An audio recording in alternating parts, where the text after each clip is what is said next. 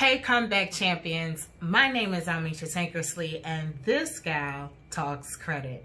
I'm a credit specialist here in the Philadelphia, Pennsylvania area, and I work with small business owners as well as startups to help them get creative financing and working capital to either start or sustain the businesses that they're in. So if that sounds like you, I hope you keep watching.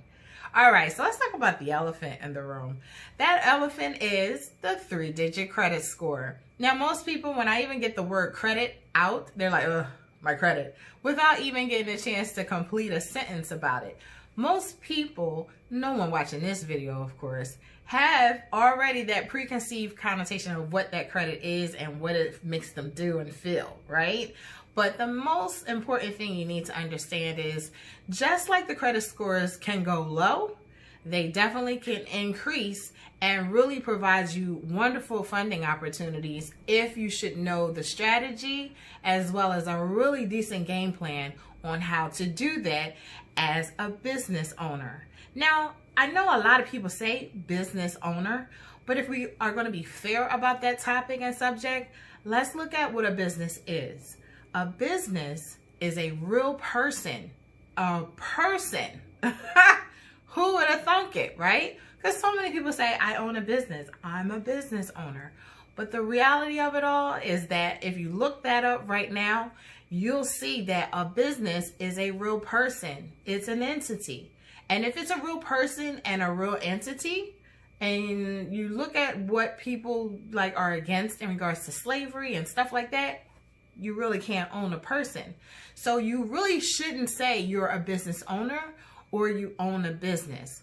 What you should say is that you run a business, you're in control of a business, and that you are the CFO of the business, which really is the importance of why most people say, I own it, because you are the person who is really the chief financial officer for the business. So let's start by putting the perspective that way.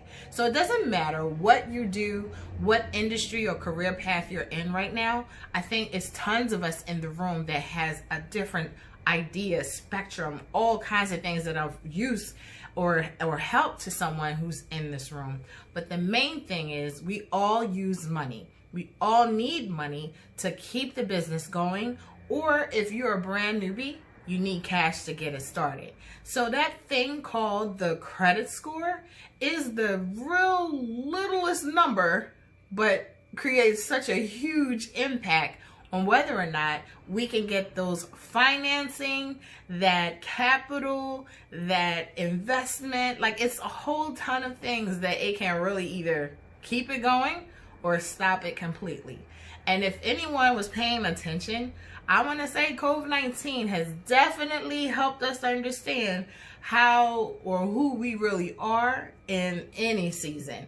You may have seen some weak points about your finances as well as your credit profiles. And for some of you that have really decent credit scores, anything above a 680, you may have found difficulty this season to actually get funding. And that's because there's a new bar to reach. The 680 credit score is now the new 640.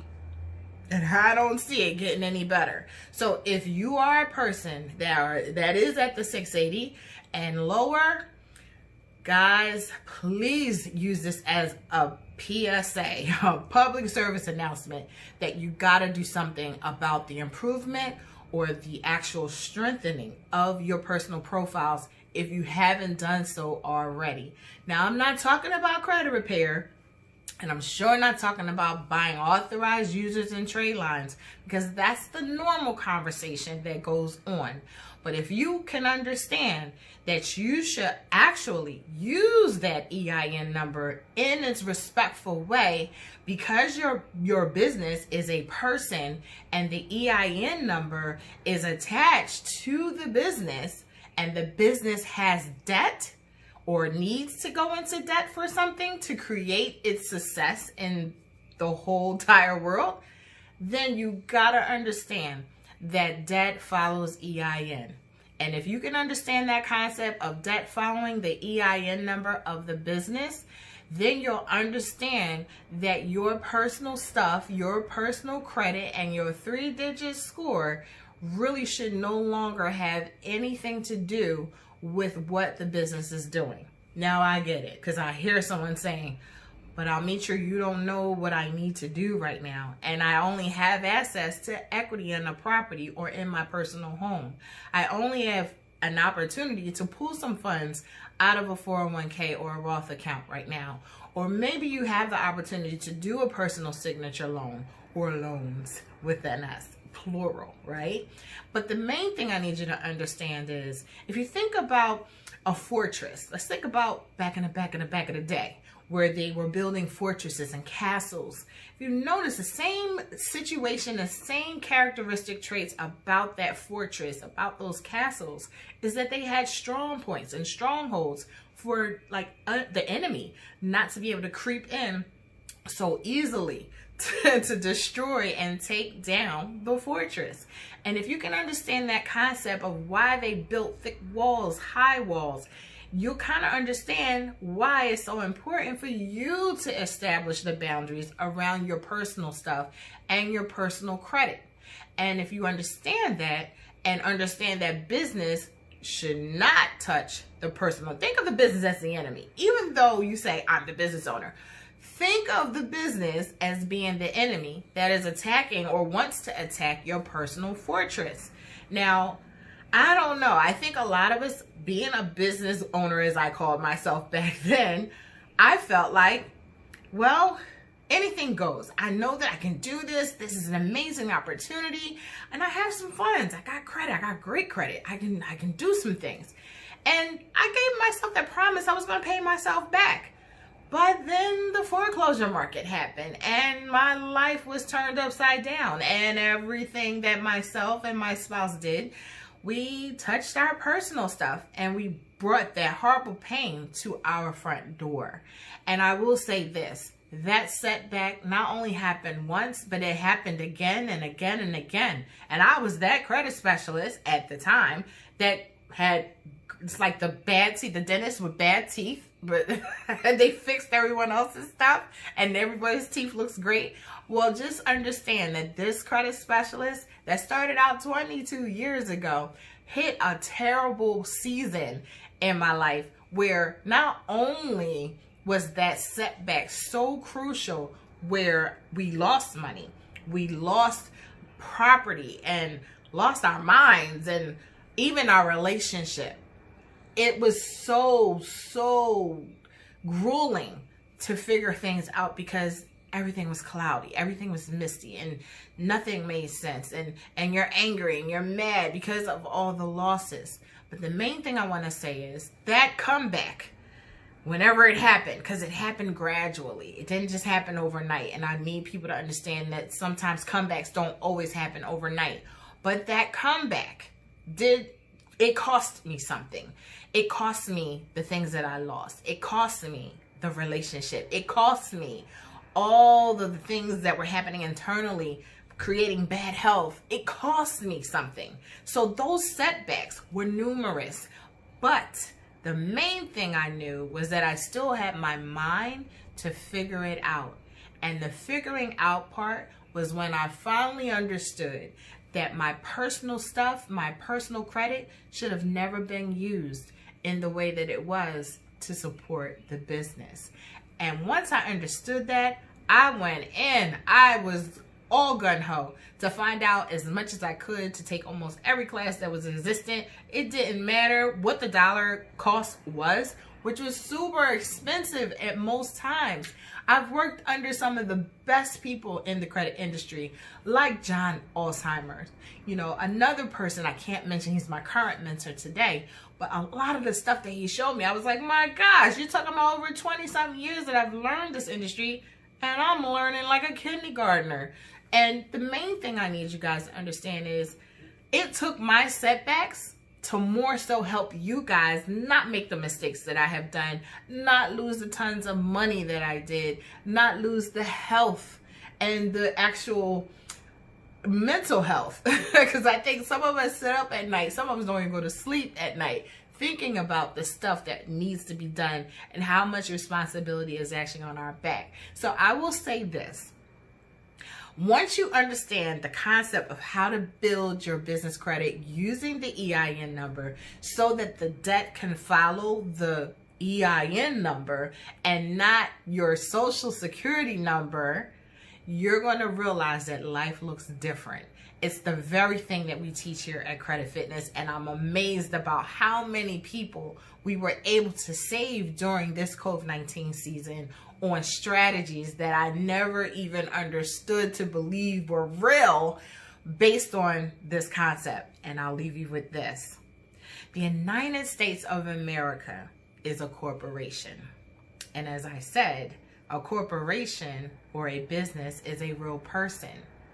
And the Corporation of America created safeguards and fortresses against itself by allowing states to be created. And in those states then created boundaries to keep themselves from being attacked by an enemy called cities, counties, and bureaus.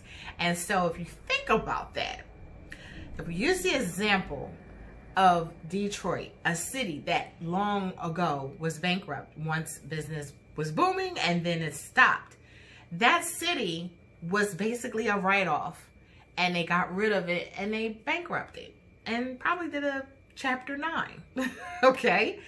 And that city never shut down the state. And that state would never be able to shut down the country, the USA. And so if we understand that structure, then we can definitely see clearly how we've made the ton of mistakes that we did using our own personal stuff because we never created boundaries and structures that would keep our business, the enemy sort of, not to take down everything we had in our personal realm. And that's what I'm able to leave you with today, because this is the very thing that will change the trajectory of anyone's business, no matter how long you've been doing the business or if you just came up with the concept 5 minutes ago. The main thing is understanding that business is a person. And once you establish that theory in your mind, you will lay down on your pillow at night going forward from this day forward thinking, aha, now I see where I made the mistake. Now I know how to use that fund to turn it into more funds, to turn into more funds. And that's because the United States of America created something so awesome called the Constitution. And the Constitution covers we the people. And your business is a person, and it's covered under we the people. Now I know I'm scratching the surface here, and I would love to dump on you some more, because you know I can. I talk credit. But the main thing I need you to know is there is a game plan and strategy that I'ma say has not been taught in schools, and rightfully so. It's always about the 1%ers or the first 10%, the check writers, who usually will only be able to afford this information. Henceforth, the reason why so many of us who have scrambled and scrapped our little funds to do things on a larger scale with the projects and businesses that we're in. But don't worry, you have us. And I will definitely say, if you find yourself intrigued by what I said, even just a little bit, then I totally suggest that you go and get into one of our free classes as a courtesy to the comeback champions here with Shay Brown's group, where you'll be able to not only scratch the surface, but you just might be able to walk out the door with some more funds that you've been looking for. I'm really excited about a lot of you who have stayed to the end of this particular chat, and that's because I know some of you are thinking, your wheels are spinning a whole lot faster now, and that's because I can only say that you always had the solution within yourself. And because you've had that setback and you're here now for the comeback, I say use this last quarter as the last quarter of the fourth quarter takeover style to see how 2021 will bring you amazing benefits for following through. You guys always had it in you. Now you just need to connect it to all the resources that can be given to you using your personal and business credit profiles to your advantage. So that way it's not about just credit repair. It's not about just having authorized users and trade lines. It's about game plan and strategy, using the resources that you already have, planning for disaster in the initial beginning of when you want to get into a debt load, and understanding what your end goal is if A, B, C, or D, or COVID should happen. So that's all I really wanted to deliver on you guys today. Again, we got a courtesy class for you guys just so you can get a little bit more about how to get more funding and working capital for the business needs that you may have. I promise you guys, there's no secret sauce. There's no magic blue pill. It's just straight up strategy and concepts that the 1 to 10%ers have at their leisure. And I am honored to be able to be in this room with you guys, because I know I was supposed to be here just for that one person who's not in their head saying, I always knew it was a secret. It's not a secret. It's just a strategy. So I'm looking forward to talking to someone who's watching this so you can get the strategy that curtails to your specific need and plan, and also be able to maybe even walk you hand in hand in the process of getting to the banks, in the process of getting approved, as well as maybe even partnering up with someone else in this room who can actually make your plans go super fast versus way less sooner. Because we all want to move fast as possible. Business is real time and it works really fast.